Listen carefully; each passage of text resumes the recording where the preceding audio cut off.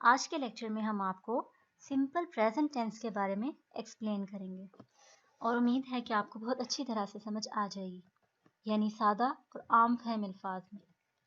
जैसा कि आप जानते हैं कि इंग्लिश टेंसेस 3 किस्म के होते हैं जो कि मेन टेंसेस हैं और बेसिक इंग्लिश के कोर्स में शामिल होने चाहिए, यानी पास्ट, प्रेजेंट और फ्यूचर।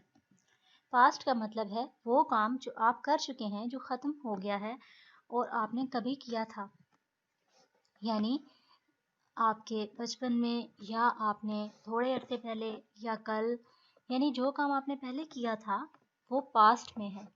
जबकि जो काम आप कर रहे हैं या करते हैं तो वो प्रेजेंट में होगा, यानी अब इस वक्त जो कर रहे हैं, नाउ। और फ्यूचर में वो काम होगा जो कि अभी आप एक्सपेक्ट कर रहे हैं कि आप आइंदा करेंगे, यानी आप करने वाले हैं और आपका ये इरादा है, तो वो फ्यूचर में काउंट होगा। और ये तमाम वक्त डिफरेंट हैं और इनको एक ही लिहाज से नहीं लिया जा सकता, इसलिए इसमें फॉर्म्स ऑफ वर्ब के इस्तेमाल में भी फ़र्क होता है और मेन फ़र्क यही होता है।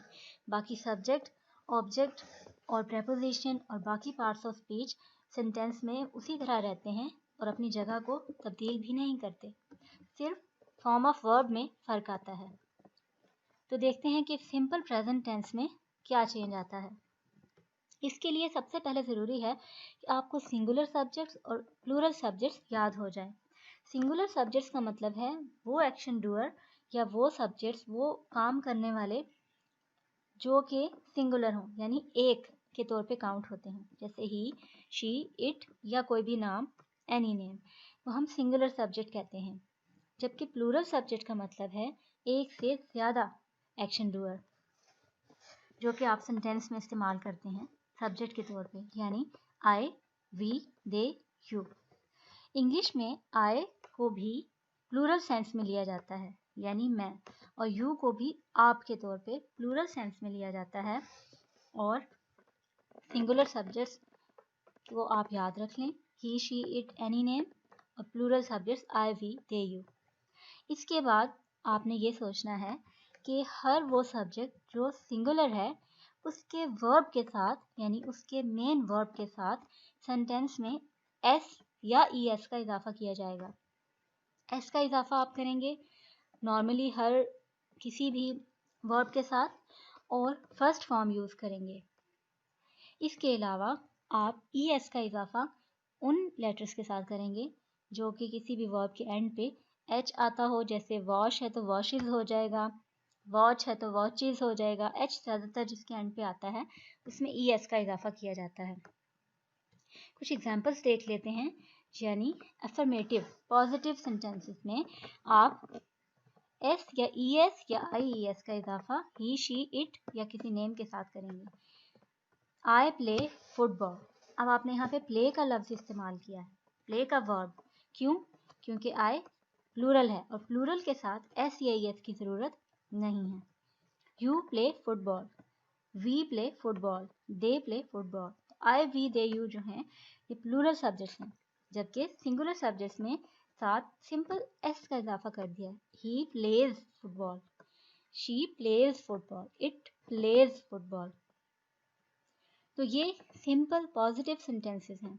जबकि नेगेटिव में क्या होगा कि सब कुछ वही रहेगा, आई भी अपनी जगह पे रहेगा, प्ले और फुटबॉल सब अपनी जगह पे रहेगा, सिर्फ हेल्पिंग वर्ब का इजाफा होगा जो कि डू या डज होगा।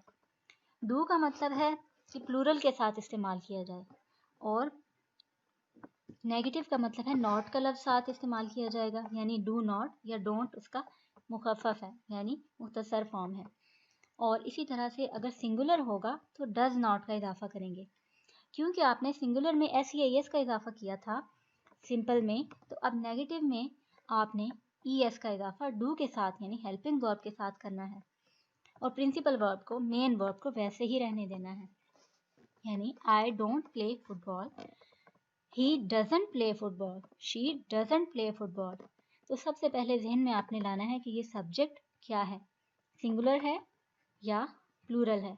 सिंगुलर हो तो एस या ई एस का इजाफा कर दें सिंपल में, और नेगेटिव में डू के साथ ई एस का इजाफा कर दें और बाकी सब कुछ वही रहेगा। अगर कोई क्वेश्चन है तो डू या डज शुरू में ले आए, जैसे does he play football, does she play football, does it play football. और डू का इजाफा प्लूरल्स के साथ करेंगे, जैसे do I play football, do you play football. इस क्वेश्चन में यू और आई, वी, दे ये सब प्लूरल्स हैं, इसलिए यहाँ पे डू का इस्तेमाल हुआ है, डज का नहीं हुआ। तो इसी तरह से ये भी एग्जांपल्स हैं। आई वर्क सिंपल है, अफर्मेटिव है यानी पॉजिटिव, तो आप डू आई वर्क, डू का इजाफा क्यों करेंगे, क्योंकि आई प्लूरल है। तो आपने यही बात सोचनी है कि सिंगुलर है तो ई एस का इजाफा, अदरवाइज वैसे ही लिख देंगे। और हेल्पिंग वर्ब का इजाफा नेगेटिव और इंट्रोगेटिव यानी क्वेश्चन वाले सेंटेंसेस में ज़रूरी है। तो अब इसकी एक्सरसाइज करते हैं ताकि इसकी प्रैक्टिस हो सके। I usually dash to school, और यहाँ पे आपने गो या गोज लगाना है, फर्स्ट फॉर्म है और आई का मतलब है प्लूरल सब्जेक्ट, इसलिए यहाँ पे गो लगेगा, ई एस का इजाफा नहीं होगा। They dash us often, visit, तो यहाँ विजिट्स नहीं लगेगा क्योंकि दे प्लूरल है। You dash basketball once a week, you भी प्लूरल है तो यहाँ पे प्ले ही रहेगा। Tom work every day, work नहीं लगेगा क्योंकि टॉम एक नाम है जो कि एक शख्स का है, इसलिए यहाँ पे वर्क्स लगेगा। Tom works every day. He always tells us funny stories, tells क्यों लगेगा, क्योंकि ही सिंगुलर सब्जेक्ट है। She never helps me with that. Martha and Kevin swim twice a week, दो लोग हैं, एक से ज़्यादा हैं, प्लूरल है तो प्लूरल के साथ एस का इजाफा नहीं होगा, स्विम ही लगेगा। In this club people usually dance a lot, यहाँ पे भी पीपल की बात हो रही है यानी लोग, जो कि जमा है, एक से ज़्यादा हैं, इसलिए डांस ही लगेगा, डांसेस नहीं होगा। Linda takes care of her sister, takes क्यों लगेगा, क्योंकि लिंडा सिंगुलर है, एक है। John rarely leaves the country, leaves क्यों लगेगा, क्योंकि जॉन एक है, सिंगुलर है। We live in the city most of the year, live क्यों लगेगा, क्योंकि वी प्लूरल है यानी जमा है, हम। Laurie travels to Paris every Sunday, travels क्यों, एस का इजाफा, क्योंकि लॉरी सिंगल एक पर्सन का नाम है। I bake cookies twice a month, bakes नहीं होगा क्योंकि आई सिंगुलर नहीं है, प्लूरल है, जमा के तौर पे इस्तेमाल होता है। You always teach me new things, teach ही लगेगा, टीचीज क्यों नहीं लगेगा, क्योंकि यू प्लूरल है। She helps the kids of the neighbourhood, helps क्यों लगेगा, क्योंकि शी सिंगुलर है। तो ये सारा खेल सिर्फ और सिर्फ एस या ई एस के इजाफे का है और सिंगुलर और प्लूरल सब्जेक्ट्स का है। एक दफ़ा आप इसे याद रख लें तो आपको नहीं भूलेगा। इसके अलावा आप ये बात जहन में रखें कि आप पाकिस्तानी हैं, उर्दू से इंग्लिश में आपने राइट करना होता है, तो उर्दू में इसका साइन है कि इसके फ़िक्रे के एंड पे ता है, ती है या ते है आता है। जैसे मैं स्कूल जाता हूँ, हम खेलते हैं, तो एंड पे ये ता है का इजाफा होता है। तो आप जब उर्दू से इंग्लिश में करने लगें तो पहले सबकी इंग्लिश कर दें, उसके बाद सिंगुलर और प्लूरल सब्जेक्ट्स को देखें और उसके मुताबिक एस या एस का इजाफा कर दें। नेगेटिव हो तो डज नॉट और डू नॉट, और अगर इंट्रोगेटिव हो तो डू को फिक्रे के शुरू में ले आएं। नेक्स्ट लेक्चर तक के लिए डिप्लोमा